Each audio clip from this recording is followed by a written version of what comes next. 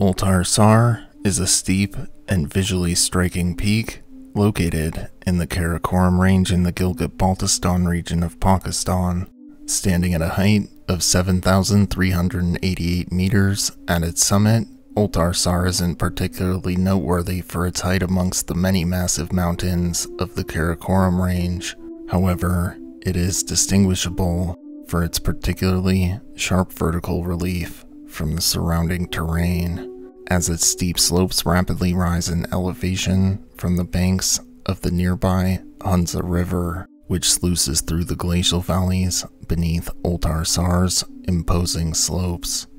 Within the mountaineering community, Ultar Sar's looming slopes have garnered the peak a particularly fearsome reputation throughout the years, as the peak's unrelentingly steep and unforgiving slopes and its razor-like ridges make an ascent of the peak both a highly technically demanding and highly dangerous endeavor, the type of ascent that only appeals to top-level mountaineers. Notably, aside from the constant, steep, and icy terrain rife with pitches of extremely demanding, highly technical climbing, attempting an ascent of the peak is also a test of potential summit hopefuls' nerves as well, as due to the steep grade of Ultar Sar's slopes, its faces are frequently barraged by falling rock and ice from above, which not only threatens climbers' lives due to the potential of being struck by these often huge chunks of falling debris, but also the onslaught of these massive pieces of debris, in combination with the extremely steep grade of the peak slopes, creates the perfect conditions for incredibly powerful sweeping avalanches as well, which frequently thunder down Ultar Sar's faces. These huge and immensely powerful avalanches happen with such frequency that many climbers would begin to attempt to ascend the peak entirely during the nighttime while resting during the day, a highly unusual adaptation to these unrelenting, deadly avalanches, which occur much more frequently during the daytime thanks to melting caused by warm sunlight. Now, if you're a regular viewer of my mountaineering content, you're likely aware that these brutally difficult to ascend mountains, such as K1, Chongabong, or Janu, just to name a few, typically sport rather sparse climbing histories, as they are so difficult and perilous to ascend that only a handful of climbers dare even attempt to ascend them. However, despite this, Ultar Sar would see many more attempts at its summit than any of those aforementioned peaks, and over a rather short span of time. Ultar Sar began to garner attention from mountaineering's elite in the year 1986, and the peak would see an explosion in popularity in the years following, as over the next 10 years, the peak would host over 15 different expedition teams from more than 6 different countries, all seeking to be the first to reach its summit successfully, especially after it earned the status of the world's highest unclimbed mountain currently accessible to mountaineers in the early 1990s. However, the unforgiving and unrelenting slopes of Ultar Sar would repel all of these aforementioned expedition teams, claiming the lives of several climbers in the process. The first 2 successful ascents of Ultar Sar would finally take place in the year 1996, completed by 2 teams of Japanese climbers that were separated by just a few days. The first successful ascent of the peak was completed on July 11, 1996, by a Japanese duo consisting of a man named Akito Yamazaki and a man named Kiyoshi Matsuoka. The duo would attempt the ascent alpine style, which, for those unfamiliar with this terminology, is essentially the practice of attempting to ascend the mountain as quickly as possible, forgoing the laborious process of setting fixed camps and long sections of ropes of expedition-style climbing, and bringing with only what is necessary to accomplish the ascent along with them on their person. However, the pair would spend a grueling 8 days making this ascent, stating that the long duration of the climb was due to the sheer technical difficulty of the ascent.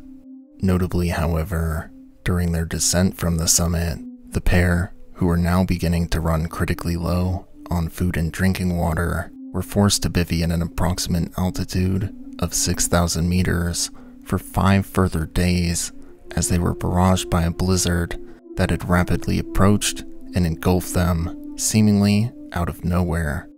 It was during this forced idle time spent in their bivvy that Akito Yamazaki began experiencing increasingly uncomfortable stomach aches. However, despite their difficult ascent and arduous descent, the duo would safely reach base camp on July 19th, over a week after they had stood on the summit of the peak.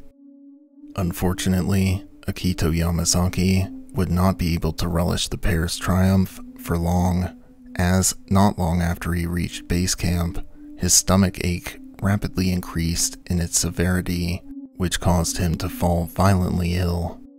A rescue helicopter would be dispatched to evacuate him for medical treatment. However, he would succumb to his ailment before the helicopter arrived. Following the first ascent of the peak, Ultar Sar would experience a sharp decline in ascent attempts, as the dangerous and deadly reputation it had garnered would repel all but a scant handful of climbers brave enough and with enough technical skills to attempt to ascend it.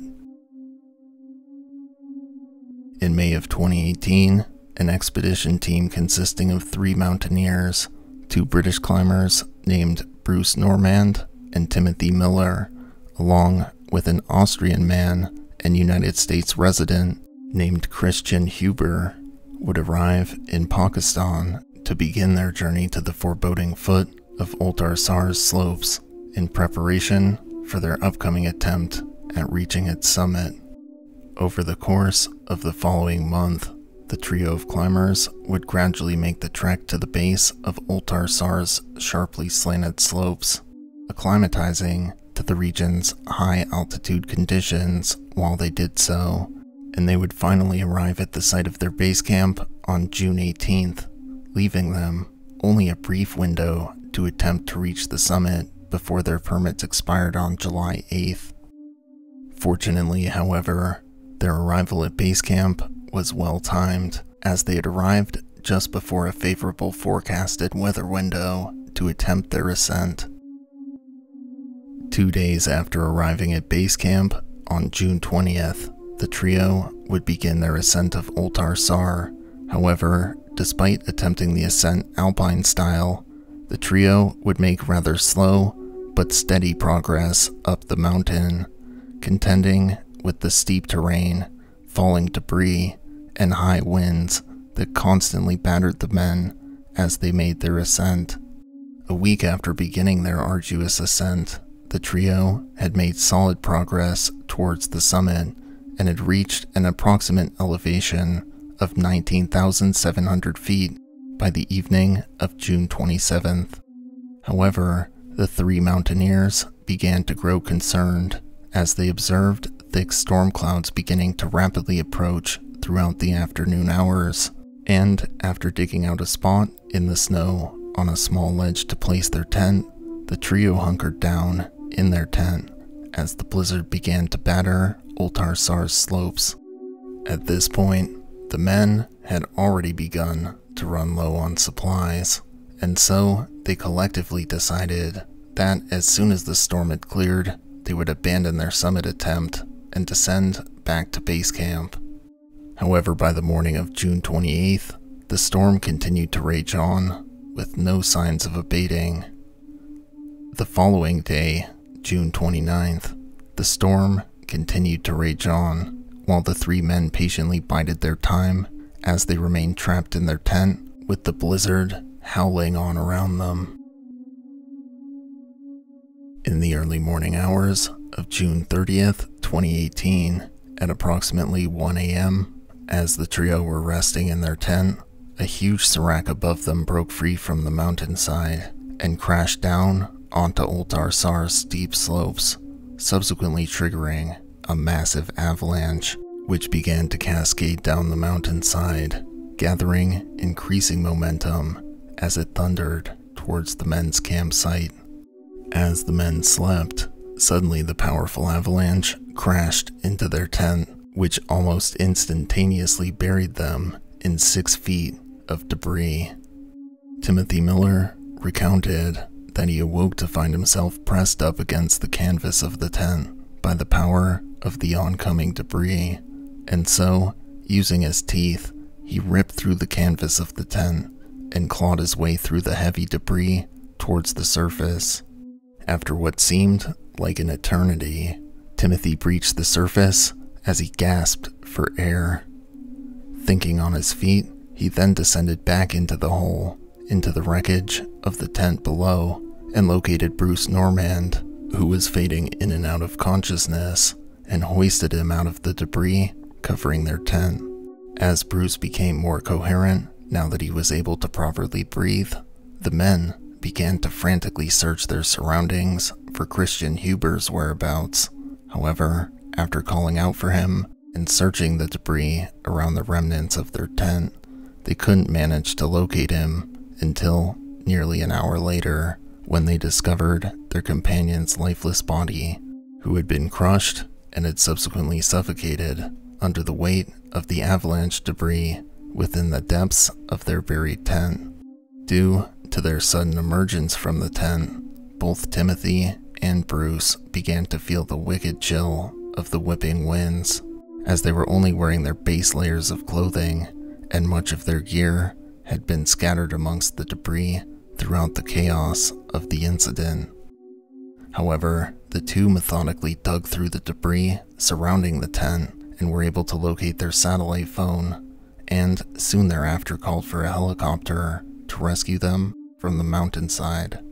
However, such a rescue would not be possible in the raging blizzard, and so the men knew they would have to hunker down within the wreckage of their camp as they continued to wait out the storm.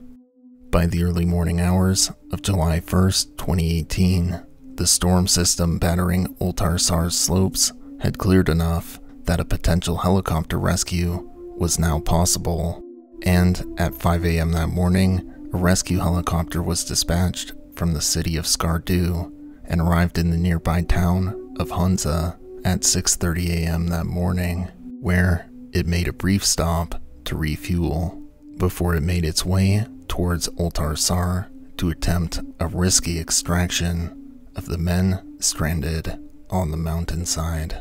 Now, as many of you who have watched my other mountaineering videos are aware, helicopter rescues are typically only considered a possibility at altitudes of 5,000 meters or below, although they have been occasionally attempted at altitudes up to 5,500 meters. However, Timothy and Bruce were stranded at an altitude of 6,000 meters, an altitude practically unprecedented for helicopter rescue.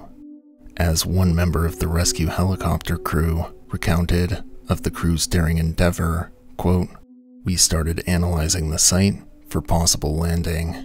It was an extreme altitude. To our dismay, there was an utter absence of basic landing aids, like a windsock, marking of the helipad, leveled ground, or any facilitating feature. We made several attempts to check the landing configuration and availability of some safe margins. Despite significantly reduced margins and prevailing temperatures of -2 Celsius, we finally planned to land. Major Abid Rafiq touched down on an ice rock very professionally and picked up Tim Miller and the deceased Christian Huber. Then I made an attempt and picked up Mr. Bruce Normand with the equipment and flew back. This was the first ever unprecedented historical landing at the height of 19,700 feet. Sitting closely on a razor-sharp ridge, a little mistake or judgment error could have been fatal for all," he recalled.